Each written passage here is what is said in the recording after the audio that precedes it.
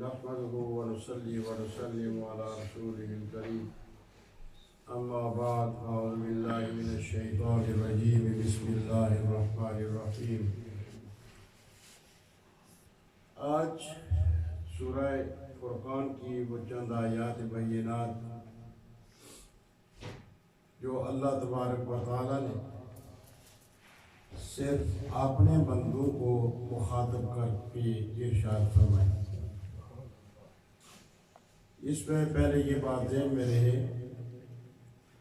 کہ کائنات کی ہر چیز ذرے اور قطرے سے لے کر آسمانوں، سورج، چاند، ستاروں تک ہر چیز اللہ تعالیٰ کی ملکیت ہے اور اس کی مخلوق ہے. لیکن اللہ رب العالمین نے ساری مخلوق کو شریعت کا پابند نہیں فرمایا. اگر انبیاء آئے انسانی شکل میں آئے اور وہ انسانوں کی رہنمائی اور ہدایت کے لیے آئے یا جنات کے لیے آئے، یہ دو مخلوقات ایسی ہیں جن کو اللہ تعالیٰ نے شریعت کا پابند فرمایا اور ان کے لیے یہ لازم قرار دیا کہ حلال، حرام، جائز، ناجائز کی پہچان کر کے اپنی زندگی گزاریں. تو پھر قرآن کریم میں یہ دو گروہوں میں ساری امت کو تقسیم کیا گیا. ایک ہے امت دعوت، ایک ہے امت اجابت. یہ آپ ذہن میں رکھیں، یہ ایک بنیادی نقطہ ہے. امت دعوت کہتے ہیں ہر اس شخص کو جس تک یہ پیغام پہنچا لا الہ الا اللہ محمد الرسول اللہ صلی اللہ علیہ وسلم، یہ اس کو امت دعوت میں شمار کیا گیا کہ یہ دعوت اس تک پہنچی کہ اللہ کو ایک مانو اور محمد الرسول اللہ صلی اللہ علیہ وسلم کو اللہ تعالیٰ کا آخری نبی اور رسول مانو. اور یہ تو ساری کائنات کے لوگ اس میں آتے ہیں امت دعوت. اور یہ ساری امت اس وقت جو موجود ہے حضور صلی اللہ علیہ وسلم کے اعلان نبوت کے بعد وہ ساری رسول اللہ صلی اللہ علیہ وسلم کی امت ہے، امت دعوت ہے. لیکن امت اجابت اس امت کو کہتے ہیں جس تک پہنچا لا الہ الا اللہ محمد رسول اللہ، اس نے سوچا اور اللہ تعالیٰ کی ذات پر ایمان رکھتے ہوئے اس نے قبول کیا کہ میں قبول کرتا ہوں لا الہ الا اللہ محمد رسول اللہ، کہ اللہ کے سوا کوئی معبود نہیں اور محمد اللہ تعالیٰ کے رسول اللہ. اب امت دعوت میں اس وقت عیسائی، یہودی، سکھ، ہندو، یہ سارے لوگ امت دعوت میں حضور کی امت سے کوئی شخص باہر نہیں. یہ جو عام لوگ کہتے ہیں نہیں جی یہ تو امتی ہی نہیں، امت اسی نبی کی ہے. جب سے حضور صلی اللہ علیہ وسلم نے قولوا لا الہ الا اللہ یہ اعلان فرمایا، اس کے بعد جس آدمی کے کانوں تک یہ آواز پہنچی اور کلمہ شریف پہنچا، اذان پہنچی، قرآن پہنچا، حضور صلی اللہ علیہ وسلم کے ارشادات اور آپ کے فرامین پہنچے، وہ ساری امت دعوت ہے. دعوت تو ہو گئی، اس کا تو انکار کوئی کر نہیں سکتا. اور امت اجابت وہ ہے جنہوں نے اس چیز کو، اس دعوت کو قبول کیا اور اس کے سامنے سر جھکا دیا، لا الہ الا اللہ بھی پڑھا، پھر اس کے تقاضے پورے کیے، نمازیں پڑھی، روزے رکھے، زکاتیں دی، حج کیے اور اسلام کے جملہ احکامات، یہ جتنا وراثت کے معاملات، تجارت اور حلال، حرام، جائز، ناجائز، سب کچھ جو ان کو قرآن نے بتایا یا محمد رسول اللہ صلی اللہ علیہ وسلم نے فرمایا، اس پر وہ ایمان لاتے چلے گئے. اس کو کہتے ہیں امت اجابت یعنی وہ امت جس نے جواب دیا، قبول کیا، جنہوں نے اس سارے پیغام کو قبول کر کے جواب دیا کہ ہاں میں کہتا ہوں لا الہ الا اللہ محمد رسول اللہ، اور وہ سارے 5-6 کلمے جو ہے وہ اسی لیے علماء نے ان کو احادیث سے ترتیب دیا ہے کہ ان میں بندے نے سب کچھ کہا کہ یا اللہ جو کچھ ہے وہ تو ہی ہے، سبحان اللہ الحمدللہ ولا الہ الا اللہ واللہ اکبر ولا حول ولا قوت الا باللہ العلی العظیم۔ اس چیز کو جنہوں نے تسلیم کیا ان کو کہتے ہیں امت اجابت۔ یہ وہ امت ہے جس نے اللہ تعالیٰ کے اور اللہ تعالیٰ کے رسول کے ان احکامات کو قبول کر لیا۔ اب امت دعوت میں جن لوگوں نے قبول نہیں کیا وہ امت دعوت میں رہے، وہ دعوت میں ہی رہے، بس آگے حضور نے کچھ نہیں کیا۔ دوسرے جنہوں نے قبول کیا وہ اجابت میں چلے گئے۔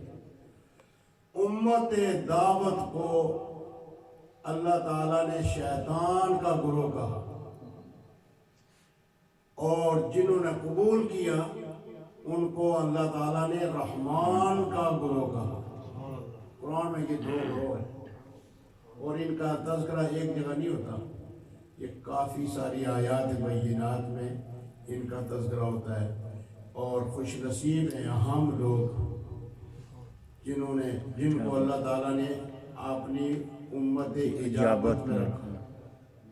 اس کی توفیق سے ہی کوئی بندہ کلمہ کو پڑھتا ہے۔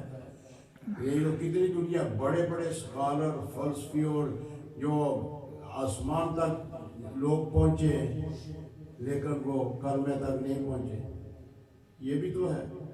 اور آج کل آپ نے دیکھا ہوگا کہ وہ انڈیا میں جو ایک بہت شدید قسم کی وبا، اب وہ وہاں لوگ ایک دوسرے کو کلمے پڑھاتے ہیں۔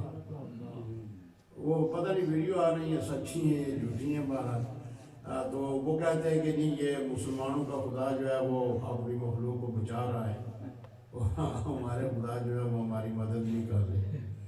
یہ تو سچی بات ہے، یہ تو سچی بات ہے کہ بچانے والا تو وہی ہے جو پیدا کرنے والا، بے شک، اور کوئی تو نہیں بچا سکتا۔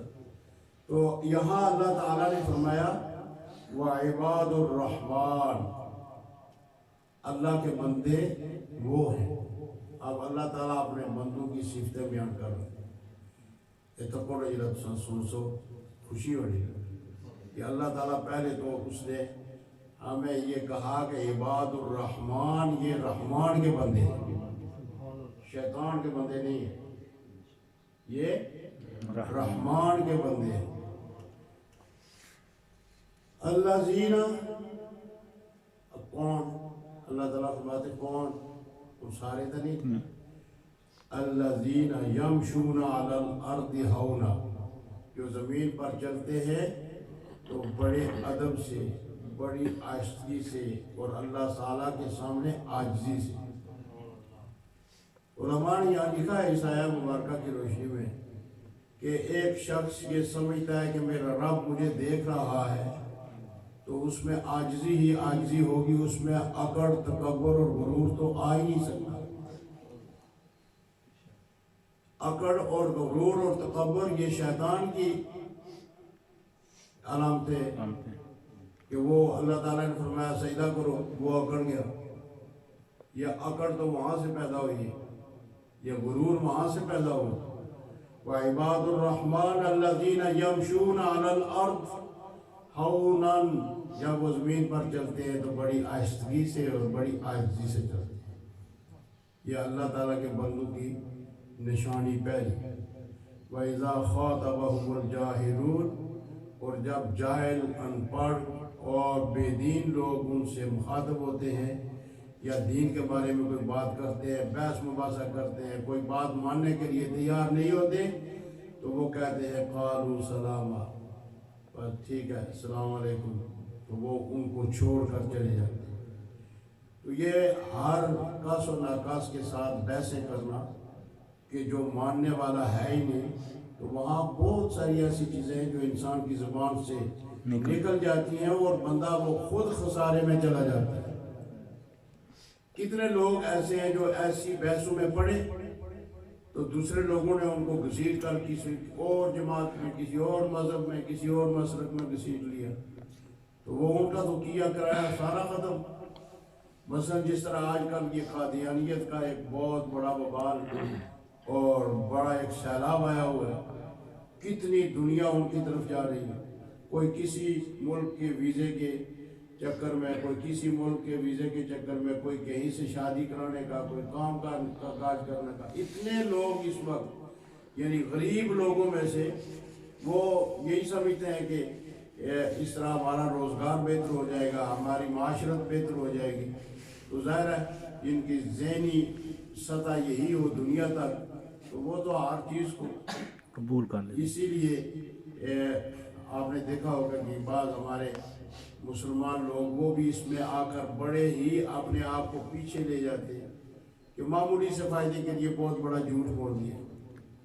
اب وہ جھوٹ کا اثر جب تک رہتا ہے اللہ کی لعنت اس بندے پر قائم رہتی ہے۔ یہ ایک پیرنٹ مسئلہ ہے، اس میں کوئی شک و شبہ نہیں۔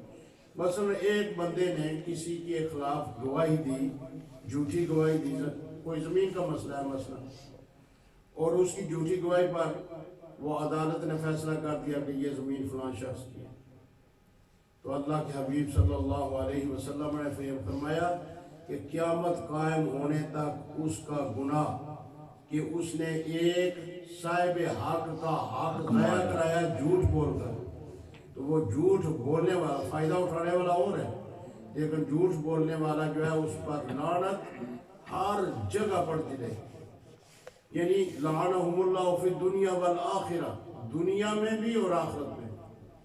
اب اس کی تشریح میں جب علماء نے لکھا تو وہ کہتے ہیں کہ مسجد میں بھی بندہ جاتا ہے دنیا میں جب رہتا ہے، چلو وہ زیادہ نہ صحیح جمعہ پڑھنے کے لیے، عید پڑھنے کے لیے، جب مسجد میں ہوگا پہلی صف میں بے شک وہ لعنت وہاں پڑے، آج کے لیے جائے گا حرم شریف میں داخل ہوگا اس کے لیے لعنت ہوگا، اس کے لیے رحمت نہیں ہے۔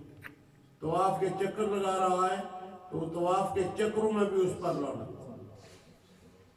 یہ دنیا کی مثال ہے، یعنی جہاں بھی وہ ہوگا، جس مجلس میں وہ بیٹھا ہوگا اس کے لیے لعنت، کیونکہ اس نے کام ایک ایسا کیا ہے کہ ایک مسلمان کو اس نے نقصان پہنچایا ہے۔